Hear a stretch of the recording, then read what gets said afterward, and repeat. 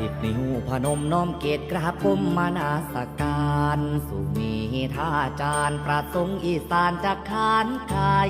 วิสุทธิสงฆ์เป็นอุเอกองค์ธรรมวินัยสืบศาสตร์พระไตรแห่งยุคสมัยเทราจารย์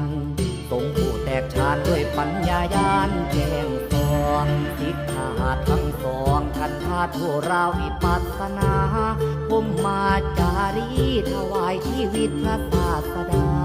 ปฏิปทาสองทางปัญญาวินัยนิกรสุดแสนอ่อนสอนย้ำเพิ่นเทศสอนแสดงธรรมกล่าวด้วยถ้อยคำนำอำมาริสุนจิตใจโชติปัญโยมหาเทโรผู้เมืองสายจันทารังแจ้งวิสุทธิแสงมณีอัมภัยส่องดาวแดนใดสว่างไปไกลถึงอินพรหมอัตตขยมบรมธรรมานุสาสนีทั้ง8,400,000แจ้งแจบคดีทั้งโลกธรรมพระสังฆเจ้านำชนผู้เข้ามาน้อมนำชักจุงเข้าใส่ธรรมด้วยอภิสัมปัญญายาม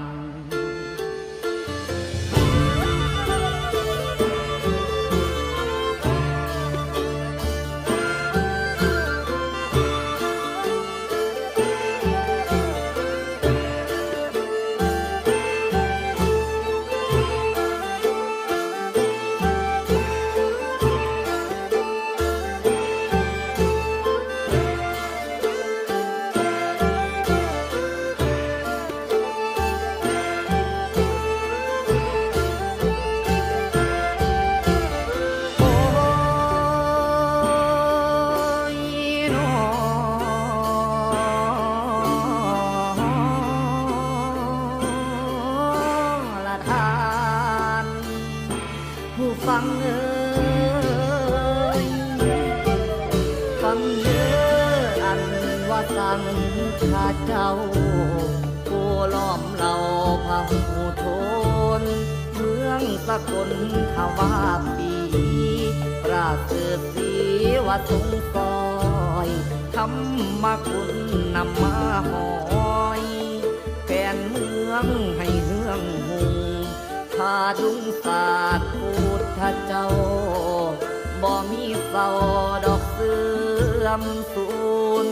ผ่านเลือผ่านโอ้น้อจังมานำกองทานอาจารย์ใหญ่สมโภคผู้แจ้งโจกในธรรมระคุณผู้บุญปวงชนทั้งปวงได้หวนหูน้ำจูอาจารย์ใหญ่เป็นผู้ไขปองทางเป็นผู้ไขปองทางทั้งแจ้งสว่างตาเจ้า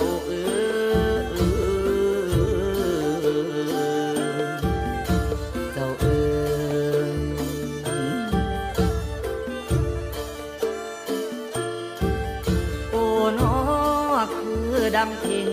เพียงฟ้าสุรภาหึงใสเทศนากันได้กะลมใจผู้ฟังแล้วเป็นเธอดวงมณีแก้วใส่งามโทษตระงาน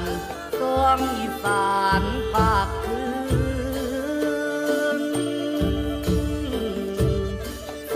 อีสานภาคพื้นพญาต้อยตื่นพระธรรมผ่านเดือผ่านเดือ